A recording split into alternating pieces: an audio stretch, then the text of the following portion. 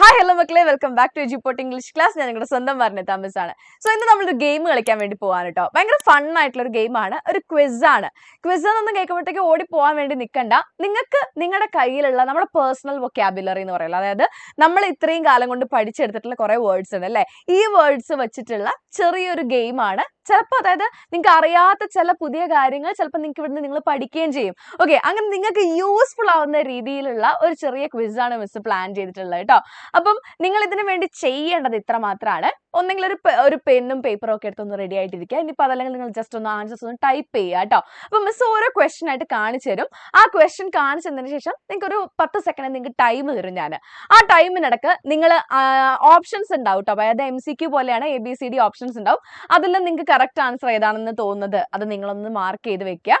And എന്ത് ചെയ്യുക, last നമ്മുടെ ഈ ആൻസേഴ്സ് എത്രത്തോളം ശരിയായിരുന്നു എന്നുള്ളത് നിങ്ങൾ ഒത്തുവെച്ച് നോക്കുക കേട്ടോ. എന്നിട്ട് നിങ്ങൾ കമന്റ് ചെയ്യുക. ഓക്കെ, ഒന്നെങ്കിൽ നിങ്ങൾക്ക് ആ ആൻസേഴ്സ് ആയിട്ട് നിങ്ങൾക്ക് കമന്റ് ചെയ്യാം, അല്ലെങ്കിൽ നിങ്ങൾക്ക് എത്ര മാർക്സ് കിട്ടി എന്നുള്ളതൊന്ന് കമന്റ് ചെയ്യുക കേട്ടോ.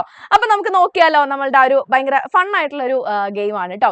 അതിന് മുന്നേ നിങ്ങൾ നമ്മുടെ ചാനൽ ആദ്യമായിട്ട് കാണുകയാണെങ്കിൽ ചാനൽ ഉറപ്പായിട്ട് നിങ്ങൾ സബ്സ്ക്രൈബ് ചെയ്യണം. വീഡിയോ ഇഷ്ടപ്പെടുകയാണെങ്കിൽ ഫ്രണ്ട്സിനൊക്കെ അയച്ചു കൊടുക്കുകയും ചെയ്യണം, ലൈക്ക് ചെയ്യുകയും ചെയ്യണം, അതുപോലെ തന്നെ നിങ്ങളുടെ അഭിപ്രായം പറയുകയും ചെയ്യണം കേട്ടോ കമന്റ്സ് ആയിട്ട്. ഓക്കെ, അപ്പം ഫ്രണ്ട്സിനൊക്കെ അയച്ചു കൊടുക്കാം കേട്ടോ. കാരണം ചാലഞ്ച് പോലെ നിങ്ങൾക്ക് എത്ര കിട്ടി, എനിക്ക് ഇത്രയും ഉണ്ട് എന്നുള്ളത് പോലെ ഒരു ചാലഞ്ച് പോലെ നിങ്ങൾക്ക് കളിക്കാൻ വേണ്ടി പറ്റുന്ന ഒരു ഗെയിമാണ് കേട്ടോ. സോ ഫസ്റ്റ് ക്വസ്റ്റ്യൻ ഇതാണ്. ഈസി ആയിട്ടുള്ള ക്വസ്റ്റ്യൻസ് ആണ് കേട്ടോ. നിങ്ങൾ വിചാരിക്കും മിസ് ഇത്ര ഈസി ആയിട്ടുള്ള ക്വസ്റ്റ്യൻസ് ആണോ? അത്രയൊക്കെ മതി, നിങ്ങൾ നോക്കുക. ഓക്കെ, സോ ഫസ്റ്റ് ക്വസ്റ്റ്യൻ ഇതാണ്. എന്താ?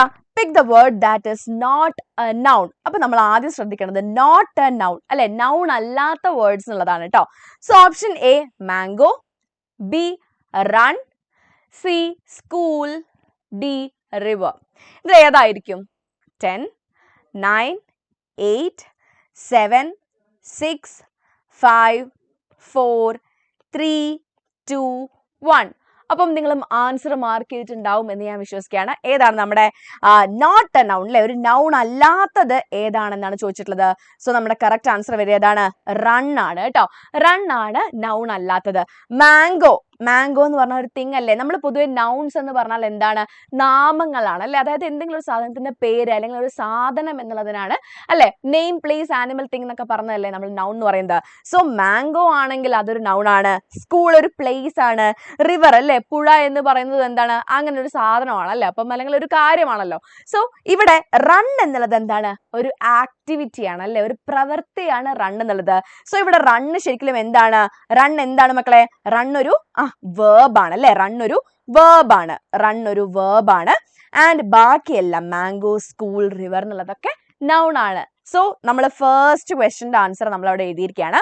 ഇനി സെക്കൻഡ് ക്വസ്റ്റ്യൻ ഇതാണ്. Which of the following sentences contain A simile? ഏത് സെന്റൻസിലാണ് ഒരു സിമിലി ഉള്ളത് എന്നുള്ളതാണ് ചോദിച്ചിട്ടുള്ളത് കേട്ടോ. The world is A stage. Her smile was as bright as the sun. The leaves danced in the wind. Time flew quickly. 10, 9, 8, 7, 6, 5, 4, 3, 2, 1. ഏതാണ് correct answer വരുന്നത്? ഒന്ന് വേഗം പറഞ്ഞേ, കറക്റ്റ് ആൻസർ ഏതാണ് വരുന്നുണ്ടാവുക? യെസ്, നമുക്കിത് നോക്കുമ്പോൾ മനസ്സിലാവുന്നത് ഏതാണ്? ഹർ സ്മൈൽ വാസ്, നമുക്കറിയാലോ ഒരു സിമിലി എന്ന് പറഞ്ഞാൽ പൊതുവേ നമ്മളൊരു സിമിലി എന്ന് പറഞ്ഞത് എന്തിനെ കുറിച്ചാണ്? അതായത് ഒരു ആസ് ഓർ ഈ കളറല്ല, വേറെ കളർ എടുക്കാം. യെസ്, ആസ് ഓർ ലൈക്ക് വെച്ചുള്ള ഒരു കമ്പാരിസണെയാണ് അല്ലെ. രണ്ട് സാധനങ്ങളെ തമ്മിൽ ആസ് ഓർ ലൈക്ക് വെച്ച് കമ്പയർ ചെയ്യുന്നുണ്ടെങ്കിൽ അതിനെയാണ് നമ്മൾ എന്ത് പറയുന്നത്? ഒരു സിമിലി എന്ന് പറയുന്നത് അല്ലെ. സോ ഇവിടെ നമുക്ക് കറക്റ്റ് ആൻസർ ആയിട്ട് പറയാൻ കഴിയുന്നത് ഏതാണെടാ? യെസ്, ദാ ഈ കാണുന്ന her smile was as bright as the sun അല്ലെ. ഓപ്ഷൻ ബി ആണ്. her smile was as bright as the sun ആണ് അവിടെ നമ്മുടെ കറക്റ്റ് ആൻസർ ആയിട്ട് വരുന്നത് കേട്ടോ. യെസ്, ഇതിനകത്ത് the world is a stage അല്ലെ, ലോകം ഒരു സ്റ്റേജ് ആണെന്ന് പറയുന്നുണ്ട് അല്ലെ. the world is a stage, William ഷേക്സ്പിയറിന്റെ അല്ലെ ഭയങ്കര ഫേമസ് ആയിട്ടുള്ള ഇതാണല്ലേ. the world is a stage and all men and women the actors എന്നുള്ളത്. So the world is a stage, അവിടെ ലോകത്തിനെ ഒരു സ്റ്റേജ് ആയിട്ട് കമ്പയർ ചെയ്യാണ്. പക്ഷെ അവിടെ ആസ് ഓർ ലൈക്കോ നമുക്ക് കാണാൻ വേണ്ടി കഴിയുന്നില്ല. അതുകൊണ്ട് തന്നെ ഇതെന്താണ്? ഇത് ഒരു മെറ്റഫറിന്റെ എക്സാമ്പിൾ ആണ്. This is an example of a metaphor. Okay, ഇനി next one, the leaves danced in the wind. അല്ലെ, the leaves danced in the wind. ഈ ഡാൻസ് ചെയ്യാന്നൊക്കെ പറയുന്നത് ഒരു ഹ്യൂമൻ ക്വാളിറ്റി അല്ലേ? അങ്ങനെ ഒരു ഹ്യൂമൻ ക്വാളിറ്റീനെ ഇനാനിമേറ്റ് ഒബ്ജക്ട്സിന് അല്ലെങ്കിൽ ഹ്യൂമൻ ബീങ്സ് അല്ലാത്തതിന് നമ്മൾ ആട്രിബ്യൂട്ട് ചെയ്യുന്നെങ്കിൽ, ഹ്യൂമൻ ക്വാളിറ്റീസ് ഹ്യൂമൻ ബീങ്സ് അല്ലാത്തതിന് നമ്മൾ ചാർത്തി കൊടുക്കുന്നെങ്കിൽ അതിനെയാണ് നമ്മൾ എന്ത് പറയുന്നത്? എന്താ കുട്ടികളെ പറയാ? പെർസോണിഫിക്കേഷൻ. എന്താണ്? പെർസോണിഫിക്കേഷൻ അല്ലെ? അവിടെ ഒരു അതിന് പേഴ്സണിന്റെ ക്വാളിറ്റി കൊടുക്കുകയാണല്ലേ. ഈ ഡാൻസ് ചെയ്യാന്നൊക്കെ പറയുമ്പോൾ മനുഷ്യരുടെ ഒരു ക്വാളിറ്റി ആണല്ലോ. സോ ആ ഒരു ക്വാളിറ്റി ഒരു എന്താ പറയാ, മനുഷ്യനല്ലാത്തൊരു സാധനം. ഇവിടെ ലീവ്സിനെയാണ് അങ്ങനെ ഡാൻസ് ചെയ്യുന്നു എന്ന് പറയുന്നത്. So this is an example of personification.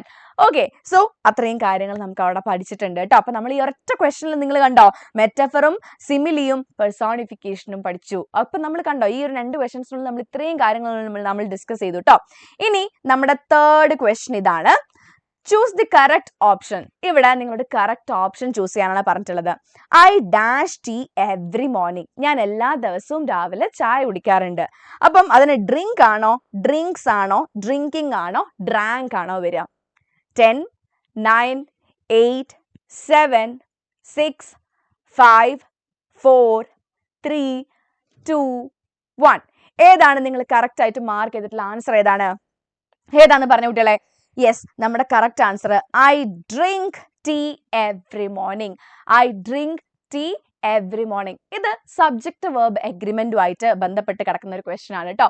അതായത് മക്കളെ, നമ്മൾക്ക് ഈ ഒരു കാര്യം അറിയില്ലേ, ഐ യു ദേ വി അല്ലെ? I you they we. അതുപോലെ തന്നെ ഹി ഷീ ഇറ്റ് അല്ലെ? ഈ ഐ യു ദേ വിനെയും അതേപോലെ തന്നെ ഇവരുടെ കൂട്ടത്തിൽ നമ്മൾ പ്ലൂറൽ ആയിട്ടുള്ള സബ്ജക്ട്സിനെ നമ്മൾ കൂട്ടാറുണ്ട്. ഹി ഷീ ഇറ്റിന്റെ കൂടെ സിംഗുലർ ആയിട്ടുള്ള സബ്ജക്ട്സിനെയും കൂട്ടാറുണ്ട് കേട്ടോ. സോ ഇതിൻ്റെ അകത്ത് ഐ യു ദേ വി എന്നൊക്കെ വരുന്നതിന്റെ കൂട്ടത്തിൽ നമ്മൾ എന്താ ചേർക്കുക? എപ്പോഴും ആ ഒരു വേർബ് ഏതാണോ, വേർബിന്റെ റൂട്ട് ഫോം, അതായത് ഇപ്പൊ ഡ്രിങ്ക് ആണെങ്കിൽ ഡ്രിങ്ക് എന്നുള്ളത് മാത്രം ചേർത്താൽ മതി.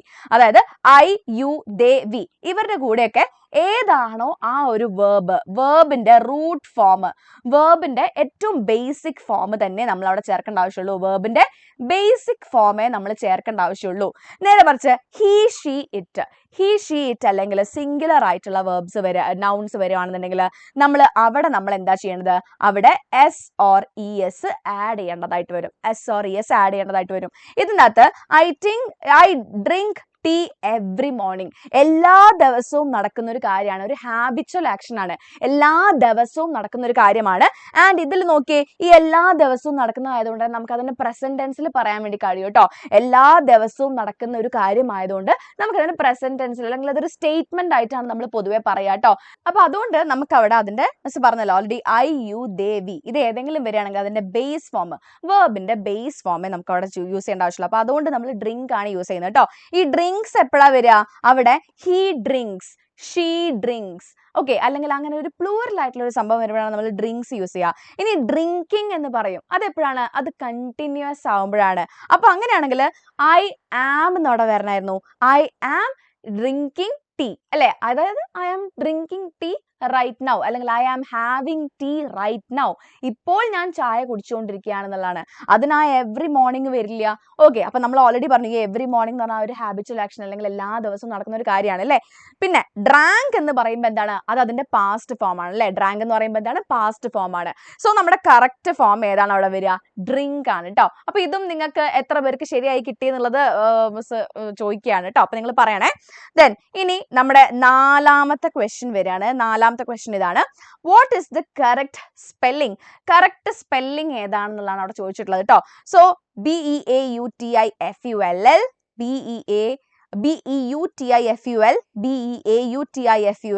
BEAUTIFUL. ഇതിൽ ഏതാണ് ബ്യൂട്ടിഫുളിന്റെ കറക്റ്റ് ആയിട്ടുള്ള സ്പെല്ലിംഗ്?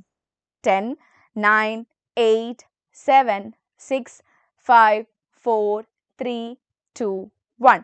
കറക്റ്റ് ആൻസർ ഏതാണടാ? BEAUTIFUL ആണ് നമ്മളുടെ കറക്റ്റ് ആൻസർ വരുന്നത്. ഓപ്ഷൻ സി ആണ് കേട്ടോ.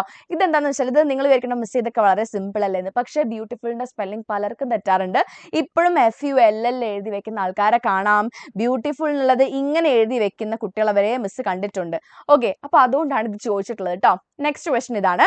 Choose the synonym of start. ഇനി നിങ്ങൾക്ക് ഒരു സംശയം ഉണ്ടാവും, മിസ്സേ എന്താണ് സിനോണിം എന്ന് പറഞ്ഞാൽ? സിനോണിം എന്ന് പറഞ്ഞാൽ സിമിലർ മീനിങ് ആണ് കേട്ടോ. സിനോണിം എന്ന് പറഞ്ഞാൽ എന്താണ്?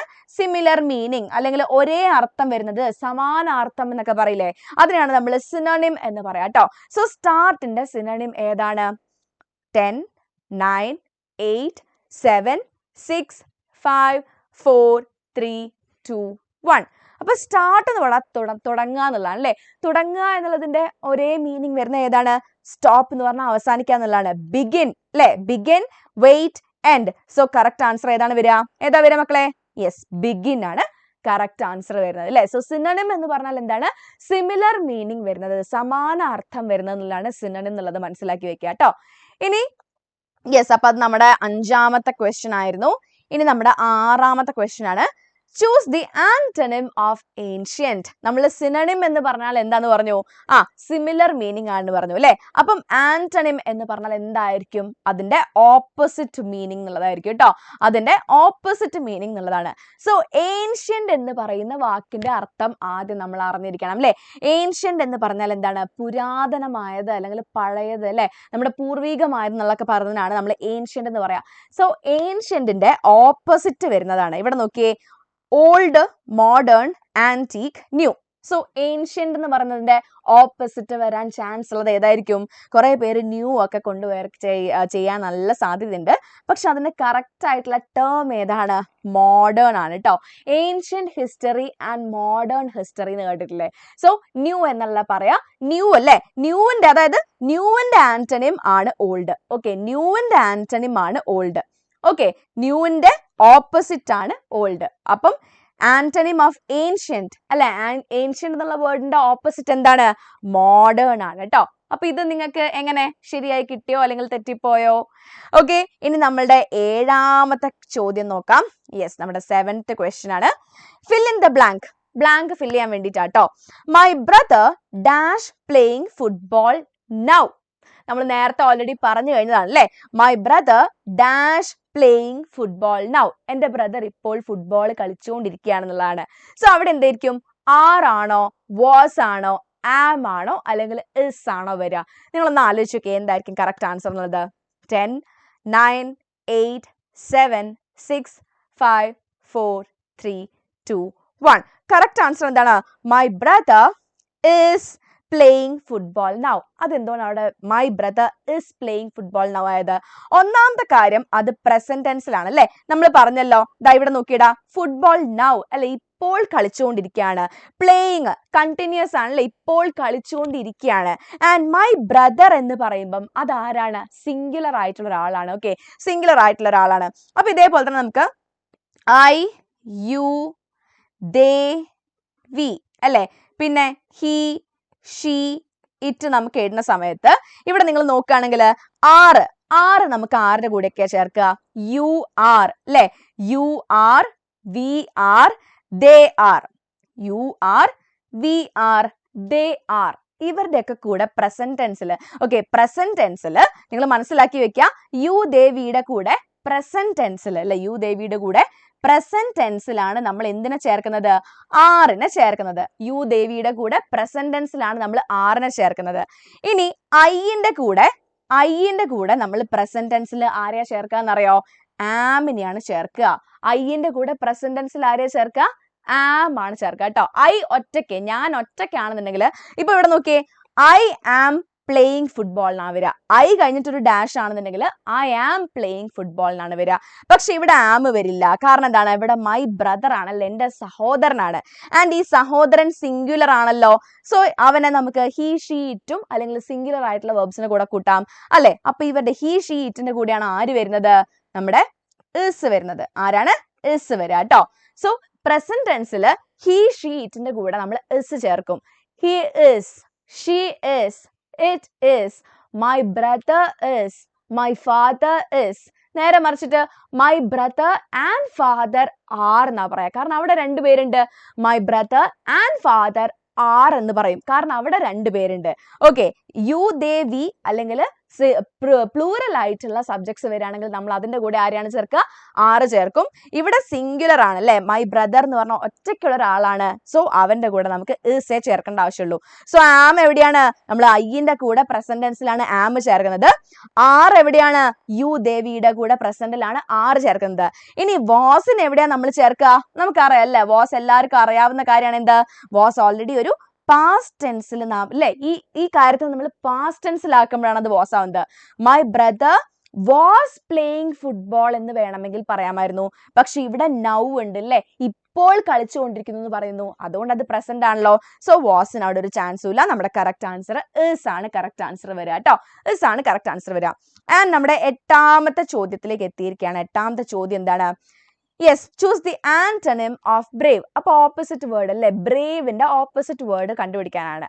10, 9, 8, 7, 6, 5, 4, 3, 2, 1. എന്താണ് ആന്റണിമിന്റെ ബ്രേവിന്റെ ആന്റണിം എന്തായിരിക്കും? ബ്രേവ് എന്ന് പറഞ്ഞാൽ ഭയങ്കര ധീരൻ, ഭയങ്കര എന്താ പറയാ, ധൈര്യശാലി എന്നുള്ളതാണ് അല്ലെ. സോ ബോൾഡ് എന്ന് പറഞ്ഞാലും ധൈര്യശാലി എന്നുള്ളതാണ്. ഫിയർലെസ് എന്ന് പറഞ്ഞാൽ എന്താണ്? പേടിയില്ലാത്തത്. ഡെയറിംഗ് എന്ന് പറഞ്ഞാലും എന്തിനും ധൈര്യപ്പെട്ട് നിൽക്കുന്ന ഒരാൾ എന്നുള്ളതാണ് നമ്മൾ ഡെയറിംഗ് സ്പിരിറ്റ് എന്നൊക്കെ പറയാം അല്ലെ. സോ കവേർഡ്ലി, കറക്റ്റ് ആൻസർ എന്താ വരിക?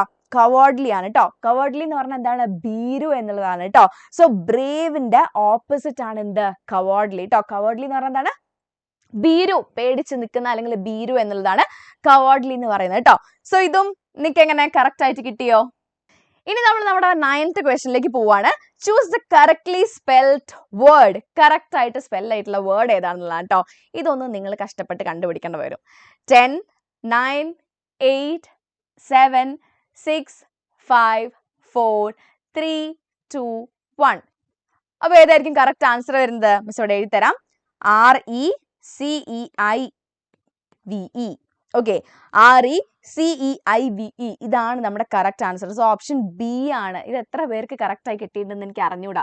കാരണം ഇത് ഭയങ്കരമായിട്ടും പോകുന്ന ഒരു സ്പെല്ലിംഗ് ആണ് ഈ റിസീവിൻ്റെത് കേട്ടോ. ഇവിടെ ഇതൊക്കെ കാണാം കുട്ടികളുടെ ആൻസർ ഷീറ്റിൽ. അതേപോലെ തന്നെ റിസീവ്, ഇങ്ങനെയെല്ലാം കാണാം. അപ്പം ഓർത്ത് വെക്കാം. RECEIVE. ഒരു സ്പെല്ലിംഗ് പഠിച്ചില്ലേ? അറിയാത്തവർ ഒരു സ്പെല്ലിംഗ് പഠിച്ചില്ലേ?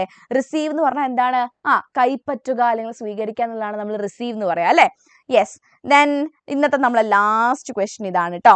Which collective noun is used for A group of fish? എന്താണ് ഇതിന്റെ ആൻസർ? നിങ്ങൾ ഒന്ന് കമന്റ് ചെയ്യുക, ഇപ്പൊ തന്നെ കമന്റ് ചെയ്യുക ഇതിന്റെ ആൻസർ എന്താണെന്നുള്ളത്. ഞാൻ ആൻസർ പറഞ്ഞുതരാം, എന്നാൽ ഇപ്പോഴേ ഒന്ന് കമന്റ് ചെയ്ത് വെക്കുക. ഇത് എത്ര പേർക്ക് അറിയും എന്നുള്ളത് നോക്കാൻ വേണ്ടിയിട്ടാണ് കേട്ടോ. The collective noun is used for a group of fish. ഒരു ഗ്രൂപ്പ് ഓഫ് ഫിഷിന് എന്താ പറയാ? സ്വാം, സ്കൂൾ, ഹേർഡ്, കോയർ. എന്തായിരിക്കും പറയുന്നുണ്ടാവുക? യെസ്, അപ്പം നിങ്ങൾ കമന്റ് ചെയ്തെന്ന് വിചാരിക്കുകയാണ്.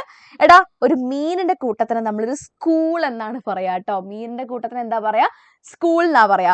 ഓക്കെ, ഈ സ്വാം എന്ന് പറഞ്ഞാൽ ഫ്ലൈസിന്റെ ഒരു കൂട്ടത്തിനാണ് നമ്മൾ സ്വാം എന്ന് പറയാം. ഹേർഡ് എന്ന് പറഞ്ഞാൽ കാറ്റൽ, ഓക്കെ, പശു, കന്നുകാലിയുടെ ഒരു കൂട്ടത്തിനെയാണ് നമ്മൾ കാറ്റൽ എന്ന് പറയാം. ആൻഡ് കോയർ എന്ന് പറഞ്ഞു കഴിഞ്ഞാൽ ഗ്രൂപ്പ് ഓഫ് മ്യൂസീഷ്യൻസ് ആണ് കേട്ടോ. ഗ്രൂപ്പ് ഓഫ് മ്യൂസീഷ്യൻസിനെയാണ് നമ്മൾ കോയർ എന്ന് പറയുന്നത്. ഓക്കെ, സ്കൂൾ ആണ് എന്ത്? ഒരു കൂട്ടം മീനുകളെ, ഒരു കൂട്ടം ഫിഷിനെയാണ് നമ്മൾ എന്ത് പറയുന്നത്? എന്താ പറയുന്നത്? യെസ്, ഈ സ്കൂൾ എന്ന് പറയുന്നത്. സോ ആ സ്കൂള് എത്ര പേർക്ക് ശരിയായിട്ടുണ്ട് എന്നുള്ളത് അറിയാൻ വേണ്ടി എനിക്ക് ഭയങ്കര താല്പര്യം. അപ്പൊ നിങ്ങൾക്ക് എത്ര മാർക്സ് കിട്ടി, അല്ലെങ്കിൽ നിങ്ങൾക്ക് ഏതൊക്കെ ആൻസേഴ്സ് ആണ് കറക്റ്റ് ആയിട്ട് കിട്ടിയെന്നുള്ളത് നിങ്ങളൊന്ന് ഉറപ്പായിട്ടും താഴെ നിന്ന് നിങ്ങൾ കമന്റ് ചെയ്ത് വെക്കുക കേട്ടോ. എന്താണ് നിങ്ങൾക്ക് എത്ര മാർക്കാണുള്ളത്, അല്ലെങ്കിൽ ഏതൊക്കെ ആൻസർ തെറ്റിപ്പോയി എന്നുള്ളത് ഉറപ്പായിട്ട് കമന്റ് ചെയ്യുക. ഇതേപോലത്തെ ക്വിസിൽ നിങ്ങൾക്ക് വേണമെന്നുണ്ടെങ്കിൽ അതും നിങ്ങളൊന്ന് കമന്റ് ചെയ്യുക കേട്ടോ. ആൻഡ് അതേപോലെ തന്നെ മക്കളെ, നമ്മുടെ പുതിയ പ്രീ ബൂസ്റ്റർ ബാച്ചിനെ കുറിച്ച് നിങ്ങൾ എല്ലാവരും അറിഞ്ഞിട്ടുണ്ടാവുന്ന മിസ് വിചാരിക്കുകയാണ്. സോ നമ്മുടെ പ്രീ ബൂസ്റ്റർ ബാച്ച് ഇപ്പോൾ ഓൺ ആണ്. അതിന്റെ എന്താ പറയാ, ഓഫേഴ്സ് ഒക്കെ നടന്നുകൊണ്ടിരിക്കുകയാണ്. October 20th നമ്മുടെ ഫസ്റ്റ് ബാച്ച് സ്റ്റാർട്ട് ചെയ്യുന്നത് October 20th. Okay, October 23rd വരെയാണ് നമ്മുടെ ഓഫേഴ്സ് നിങ്ങൾക്ക് കിട്ടാൻ വേണ്ടി പോകുന്നത്. സോ പെട്ടെന്ന് തന്നെ നമ്മുടെ താഴെ കമന്റ് ബോക്സിൽ പിൻ ചെയ്ത് വെച്ചിട്ടുണ്ടാവും പ്രീ ബൂസ്റ്റർ ബാച്ചിന്റെ എങ്ങനെയാണ് അതിൽ അഡ്മിഷൻ എടുക്കാനുള്ള അതിന്റെ ഒരു ഗൂഗിൾ ഫോം ഒക്കെ അവിടെ കൊടുത്തിട്ടുണ്ടാവും. സോ നിങ്ങളൊന്ന് ആ ലിങ്കിൽ ഒന്ന് ക്ലിക്ക് ചെയ്യുക, അതിനകത്തൊന്ന് രജിസ്റ്റർ ചെയ്തിട്ട് അതുവരെ ജോയിൻ ചെയ്യാത്തവരാണെങ്കിൽ ഒന്ന് അതിനകത്ത് ജോയിൻ ചെയ്ത് വെക്കുക മക്കളെ. നിങ്ങൾക്ക് ഭയങ്കര യൂസ്ഫുൾ ആയിട്ടുള്ള ഒരു എന്താ പറയുക, ഈ ഒരു വർഷം അതായത് നിങ്ങൾക്ക് അക്കാഡമിക്കലി നിങ്ങൾക്ക് എല്ലാ കാര്യങ്ങൾ എന്തെല്ലാം വേണോ അതൊക്കെ നമ്മുടെ എഡ്യൂപോർട്ടിന്റെ ആപ്പിൽ നിങ്ങൾക്ക് കിട്ടുന്നതായിരിക്കും. സോ പ്രീ ബൂസ്റ്റർ ബാച്ചിൽ ജോയിൻ ചെയ്യാനുള്ള ഈ ഒരു ചാൻസ് നിങ്ങൾ മിസ്സാക്കരുതെന്നും കൂടെ പറഞ്ഞുകൊണ്ട് മിസ് തൽക്കാലം ഈ ഒരു വീഡിയോ വൈൻഡപ്പ് ചെയ്യാണ്. So let's meet in another video. Till then it's me Varnitha signing off. By.